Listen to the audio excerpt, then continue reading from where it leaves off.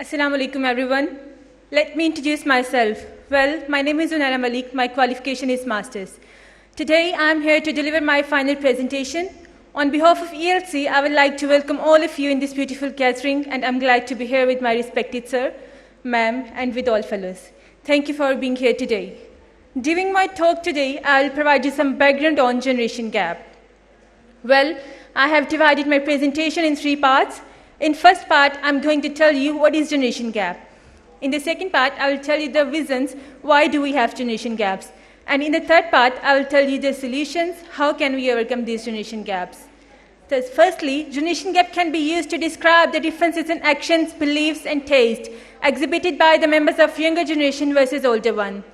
Actually, the difference of mental situation and lack of understanding among young and old people is called the real generation gap. And it is difficult to fill up unless they would not spend time with each other and tries to accept each other as they are. Generation gap can be viewed in many terms related to their spoken language, style of clothing and fashion, their views and thoughts. There is a famous saying that the lessons of the past are ignored and obliterated in a contemporary antagonism known as generation gaps. Here in my second part, I am going to tell you the reasons why do we have generation gaps. Well, communication gap, strictness about old mentality, increased competition, and above all, advanced technology are the main reason behind generation gap. Well, in my point of view, the first main reason is actually lack of time for communication and understanding each other inside the family. Another main reason is actually increased competition in the areas of life, in the areas of education and professional life, which make people so busy in their own life that they don't get time for their loved ones, thus making their life isolated from the world. Friends, generation gap doesn't only mean the difference of age, but it actually means overall differences, which includes way of living, style of talking, their morals and manners.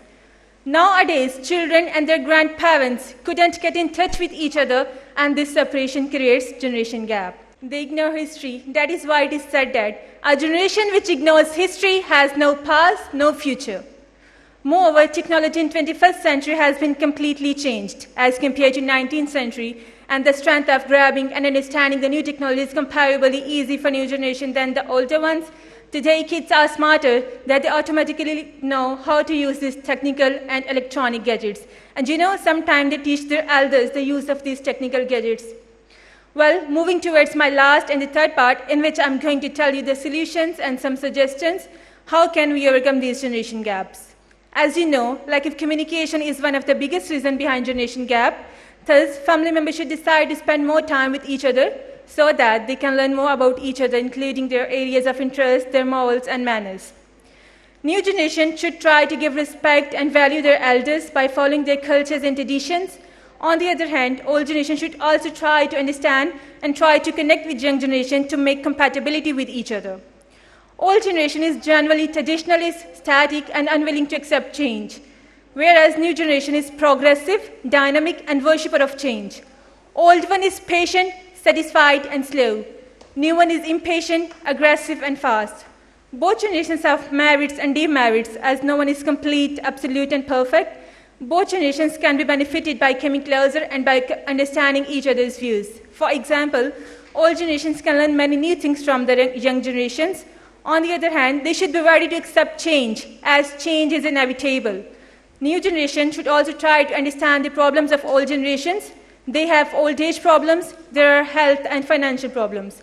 They may have great experiences by which young generations can be benefited. I'm just going to conclude my presentation by saying this. Society is made up of both young and old generations, and society cannot progress without the active contribution of both these generations. So they should be mutually satisfied.